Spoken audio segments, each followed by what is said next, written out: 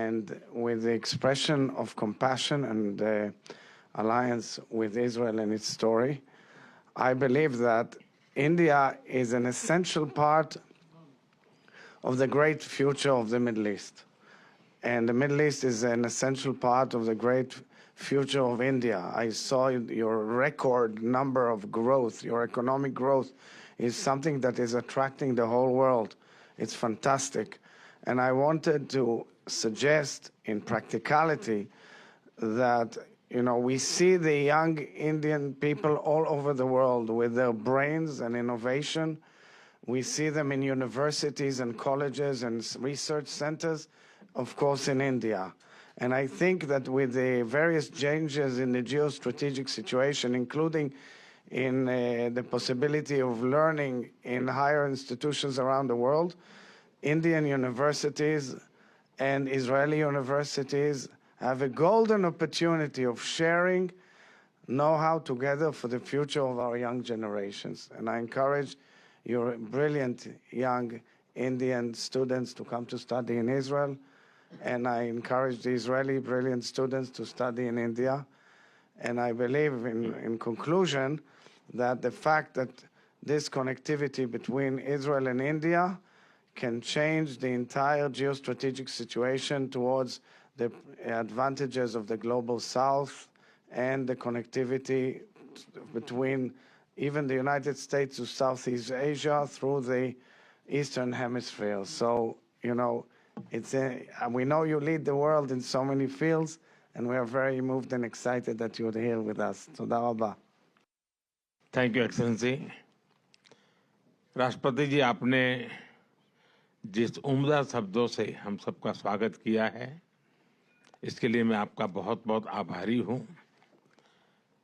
और मैं देख रहा हूं कि कल से जिस प्रकार से मेरा और मेरे डेलीगेशन का इजराइल में स्वागत सम्मान हुआ है, वो भारत के प्रति, भारतीयों के प्रति इजराइल के दिलों में जो गहरा लगाव है उसका प्रतिबिंब है, और इसके लिए मैं बहुत बहुत आभार व्यक्त करता हूं। एक्सेलेंसी, आपने सही कहा कि भारत और इजराइल का संबंध अनेक क्षेत्रों में बड़ी मजबूती के साथ ग्लोबल गुड के लिए काम आ सकता है।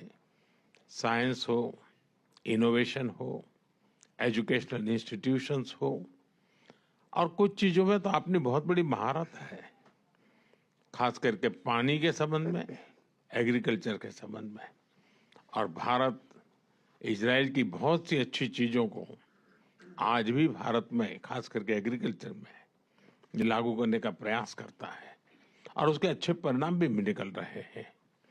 राष्ट्रपति जी, मेरी खुशी है कि मुझे इसके पहले भी आपको अलग अलग जगह पे मिलने का मौका मिला है। मैंने आपको विचारों की स्पष्टता सुनी है, भारत के प्रति आपका मान सम्मान का भाव देखा है, और इसके लिए मैं भी आपका बहुत आभारी हूं। और राष्ट्रपति जी, आज मुझे मौका है, जब मैं आपके पास आया हूं, भारत के लोग आपका स्वागत करने के लिए बहुत उत्सुक हैं, और इसलिए मैं विशेष रूप से आपको भारत आने का निमंत्रण देता हूं। और मैं आपसे आग्रह करूंगा कि सिर्फ दिल्ली आकर के मत जाना, कुछ समय ज़्यादा निकालना, ताकि भारत के अन्य कुछ स्थानों को भी, वहाँ के लोगों को भी आपका स्वागत करने का अवसर मिले। Prime Minister Modi, your visit to Israel is exciting the Israeli people with your friendship, with your honesty and frankness, and with the expression of compassion and alliance with Israel and its story. I believe that India is an essential part of the great future of the Middle East. And the Middle East is an essential part of the great future of India. I saw your record number of growth. Your economic growth is something that is attracting the whole world. It's fantastic. And I wanted to suggest in practicality that, we see the young Indian people all over the world with their brains and innovation. We see them in universities and colleges and research centers, of course, in India.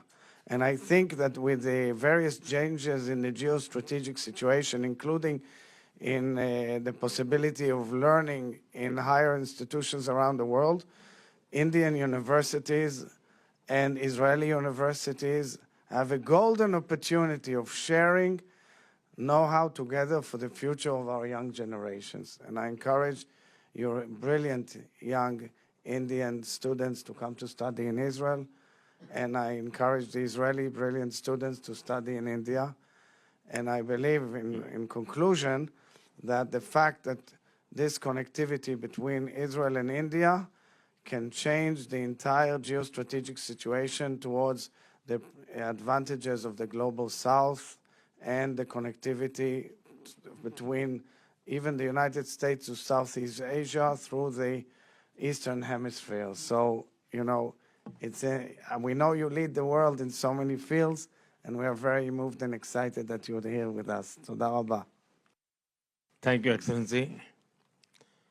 राष्ट्रपति जी, आपने जिस उम्दा शब्दों से हम सबका स्वागत किया है, इसके लिए मैं आपका बहुत बहुत आभारी हूं।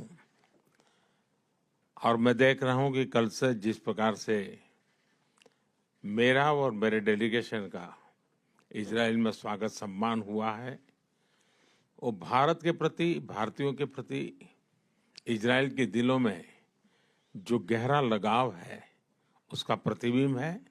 और इसके लिए मैं बहुत बहुत आभार व्यक्त करता हूं। एक्सेलेंसी, आपने सही कहा कि भारत और इजराइल का संबंध अनेक क्षेत्रों में बड़ी मजबूती के साथ ग्लोबल गुड के लिए काम आ सकता है। साइंस हो, इनोवेशन हो, एजुकेशनल इंस्टीट्यूशंस हो, और कुछ चीजों में तो आपने बहुत बड़ी महारत है, खास करके पानी के संबंध में, एग्रीकल्चर के संबंध में। और भारत इजराइल की बहुत सी अच्छी चीजों को आज भी भारत में, खास करके एग्रीकल्चर में लागू करने का प्रयास करता है, और उसके अच्छे परिणाम भी निकल रहे हैं।